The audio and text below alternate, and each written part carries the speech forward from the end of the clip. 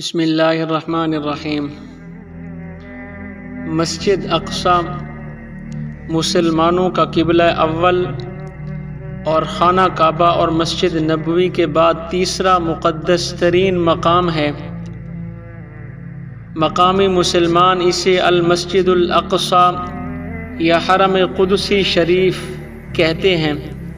یہ مشرقی یروشلم میں واقع ہے، جس پر بنی اسرائیل کا قبضہ ہے، اور یہ یروشلم کی سب سے بڑی مسجد ہے۔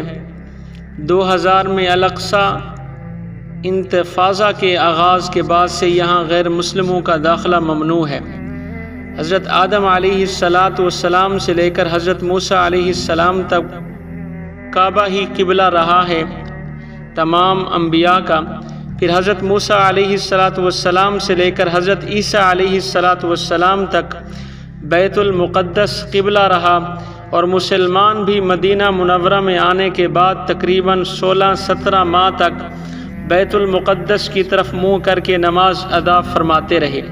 اس کے بعد نماز ظہر کی ادائیگی کے دوران مسجد قبلتین میں قبلہ کی تبدیلی کا واقع ہوا۔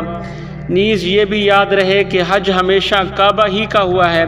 بیت المقدس کا حج کبھی بھی کسی زمانے میں کسی نبی کے دور میں نہیں ہوا۔ قبلہ کی تبدیلی یہودیوں کو ہضم نہیں ہو رہی تھی، اور یہ طرح طرح سے مسلمانوں کو اس کے خلاف بھڑکانے کی کوششیں کر رہے تھے۔ چنانچہ کچھ یہودیوں نے بیت المقدس کی طرف منہ کر کے ہی پڑھی گئی نمازوں کے بارے میں مسلمانوں کے سامنے چند اعتراضات کیے، اور بیت المقدس کی طرف منہ کر کے نماز پڑھنے کے زمانہ میں جن صحابہ کرام نے وفات پائی، ان کی نمازوں کے درست ہونے پر مسلمانوں سے دلیل مانگی، تو ان کے رشتہ داروں نے نبی کریم صلی اللہ علیہ وسلم سے ان کی نمازوں کے حکم دریافت کیا کہ وہ نمازیں قبول ہوئی یا نہیں۔ اس پر یہ آیت کریمہ نازل ہوئی، اور انہیں اطمینان دلایا گیا کہ ان صحابہ کرام رضی اللہ عنہم کی نمازیں ضائع نہیں ہوئیں، ان پر انہیں ثواب ملے گا۔ یاد رہے کہ اس آیت مبارکہ میں ایمان سے مراد نماز ہے۔ جب نبی کریم صلی اللہ علیہ وسلم مدینہ منورہ میں تشریف لائے تو انہیں بیت المقدس کی طرف منہ کر کے نماز پڑھنے کا حکم دیا گیا، اور نبی کریم صلی اللہ علیہ وسلم نے اللہ تعالیٰ کے حکم کی پیروی کرتے ہوئے اسی طرح منہ کر کے نمازیں ادا کرنا شروع کر دی۔ البتہ نبی پاک صلی اللہ علیہ وسلم کے قلب اطہر کی خواہش یہ تھی خانہ کعبہ کو مسلمانوں کا قبلہ بنا دیا جائے۔ اس کی وجہ یہ نہیں تھی کہ بیت المقدس کو قبلہ بنایا جانا نبی پاک صلی اللہ علیہ وسلم کو ناپسند تھا، بلکہ اس کی ایک وجہ یہ تھی کہ خانہ کعبہ حضرت ابراہیم علیہ السلام اور ان کے علاوہ کثیر انبیاء علیہ السلام کا قبلہ تھا، اور ایک وجہ یہ بھی تھی بیت المقدس کی طرف منہ کر کے نماز پڑھنے کی وجہ سے یہودی فخر و غرور میں مبتلا ہو گئے، اور یوں کہنے لگے کہ مسلمان ہمارے دین کی مخالفت تو کرتے ہیں، لیکن نماز ہمارے قبلہ کی طرف منہ کر کے نعوذ باللہ پڑھتے ہیں۔ چنانچہ ایک دن نماز کی حالت میں نبی کریم صلی اللہ علیہ وسلم اس امید میں بار بار آسمان کی طرف دیکھ رہے تھے کہ قبلہ کی تبدیلی کا حکم آ جائے۔ اس پر نماز کے دوران یہ آیت کریمہ نازل ہوئی، جس میں نبی کریم صلی اللہ علیہ وسلم کی رضا کو رضا الہی قرار دیتے ہوئے، اور آپ صلی اللہ علیہ وسلم کے چہرہ انور کے حسین انداز کو قرآن میں بیان کرتے ہوئے آپ صلی اللہ علیہ وسلم کی خواہش اور خوشی کے مطابق خانہ کعبہ کو قبلہ بنا دیا گیا۔ چنانچہ آپ صلی اللہ علیہ وسلم نماز ہی میں خانہ کعبہ کی طرف پھر گئے۔ مسلمانوں نے بھی آپ صلی اللہ علیہ وسلم کے ساتھ اسی طرف رخ فرمایا، اور ظہر کی 2 رکعتیں بیت المقدس کی طرف ہوئیں، اور 2 رکعتیں خانہ کعبہ کی طرف منہ کر کے ادا کی گئی۔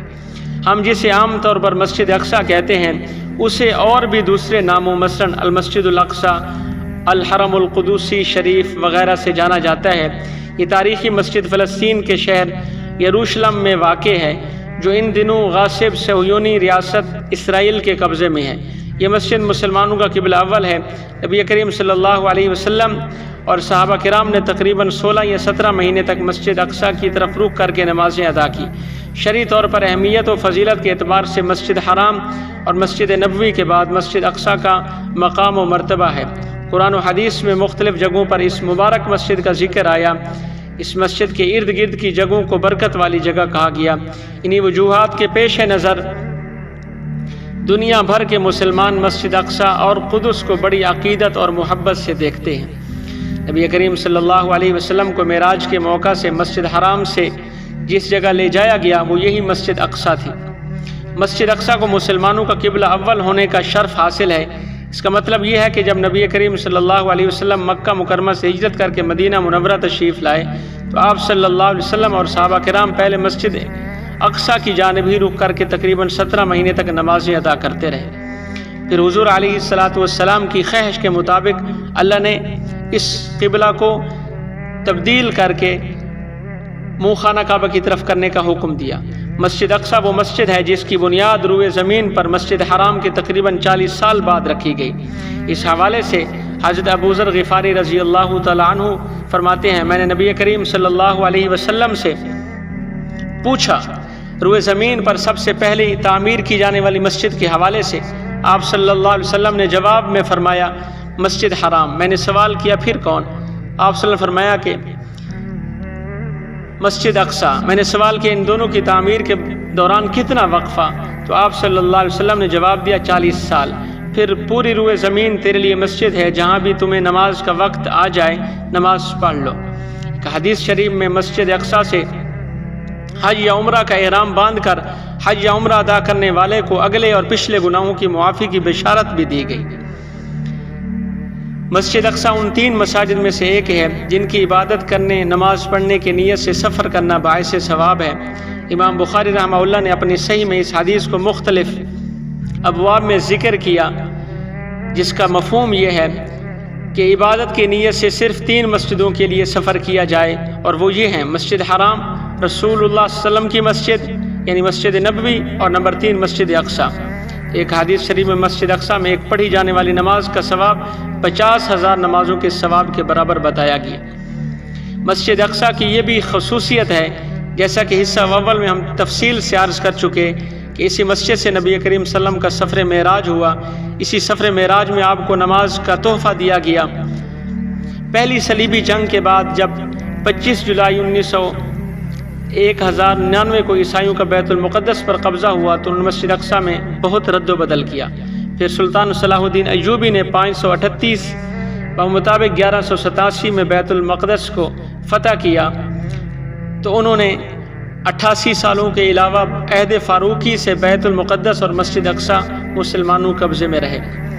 اے میرے قبلہ اول، تو آج کس حال میں ہے؟ تجھے اپنوں کے لاپرواہی نے کیسا لاچار بنا دیا، تیرے چاہنے والوں کی کمزوری اور تیرے دشمنوں کی مکاری نے تجھے کیسی تکلیف اور غم میں ڈال رکھا ہے۔ تیرے مبارک در و دیوار جہاں فرشتے بھی اپنے پر ایستہ مارتے تھے، مگر آج بدبخت یہودیوں کے اسلحہ کی ٹھوکریں تجھے کتنا رنج دیتی ہوں گی۔ تیری وہ سجدہ گاہیں جہاں کبھی مقدس ترین ہستیاں، نبوت کے پیکر، پیغمبران الہی سجدہ ریز ہوتے تھے، اب وہاں مجرم یہودیوں کے ناپاک بوٹوں کی دمک سنائی دیتی ہے۔ جہاں کبھی تکبیر و تحلیل، تسبیح و تحلیل، تحمید کے زمزمے گونجتے تھے، مگر آج دھتکاری ہوئی یہودی قوم کی منحوس فوجیوں کی غلیظ اور بدبودار نعرے جہاں تعفن پھیلاتے ہیں تو تجھے ان سے کتنی گھن آتی ہوگی۔ ہاں، ان دلخراش حالات سے مسلمانوں کے سینے زخمی ہیں، اہل دل اس پر تڑپتے ہیں۔ تجھ سے محبت رکھنے والے مجھ فقیر جیسے لوگ یہ حالت دیکھ کر روتے اور آہیں بھرتے ہیں۔ کوئی تجھ پر قربان ہونا چاہتا ہے، مگر رکاوٹوں کے اتنے پہاڑ ہیں کہ اس کی ہمت جواب دے جاتی ہے۔ کوئی تجھے ستانے والے یہودی پر آگ بن کر برسنا چاہتا ہے، مگر وہ تجھ سے بہت دور بیٹھ کر تیرے غم میں تیرا شریک ہو کر بے چین رہتا ہے۔ تو سعادتوں کا مرکز، مگر آج تجھے شقاوت کے مارے یہودیوں نے گھیر رکھا ہے۔ تو برکتوں کا گھر، مگر آج تجھے غضب کی ماری قوم نے اجاڑ رکھا ہے۔ لیکن یاد رکھنا، بہت جلد تیرے چاہنے والے، تیری عزت تقدس کو پہچاننے والے تجھے ان ظالموں کے چنگل سے آزاد کرائیں گے۔ ان قریب پھر وہ دن آئیں گے جب تکبیر کے پاکیزہ نعرے تجھ میں گونجیں گے۔ ان قریب سعادت مند لوگ کی جبینیں تیری نیاز مندی کے سامنے بوسے لیں گی۔ بہت جلد انشاءاللہ یہ منظر اللہ رب العزت ہم سب کو اپنی آنکھوں سے دکھائے۔ جب تک مسلمانوں کے لیے کعبۃ اللہ کو قبلہ مقرر نہیں کیا گیا تھا، اس وقت تک مسلمانوں کے لیے قبلہ یہی مسجد اقصی تھی۔ اس طرح یہ مسلمانوں کا پہلا قبلہ تھی۔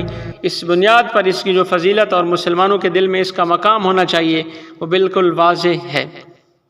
اللہ رب العزت سے دعا ہے اللہ رب العزت ہمیں یہ سرزمین اقصی جلد از جلد نصیب فرمائے، اور اللہ رب العزت ہم سب کو اپنے قبلتین اور تمام اللہ کی جو نشانیاں ہیں روئے زمین پر ان کی حفاظت کرنے، ان کا ہمیں اللہ رب العزت محافظ بنائے، اور اللہ رب العزت ہم سب کو اس کو آزاد کرنے کے اندر اپنا حصہ ملانے کی توفیق نصیب فرمائے، اور پوری دنیا کے حکمرانوں کو اللہ ایمانی غیرت نصیب فرمائے، جذبہ جہاد نصیب فرمائے، اور ایمان کی حلاوت نصیب فرمائے، اور پھر اللہ رب العزت اپنے دین کی خدمت کرنے والوں کی صف میں ہمیں شامل فرمائے، اور ہم سب کا خاتمہ ایمان پر فرمائے۔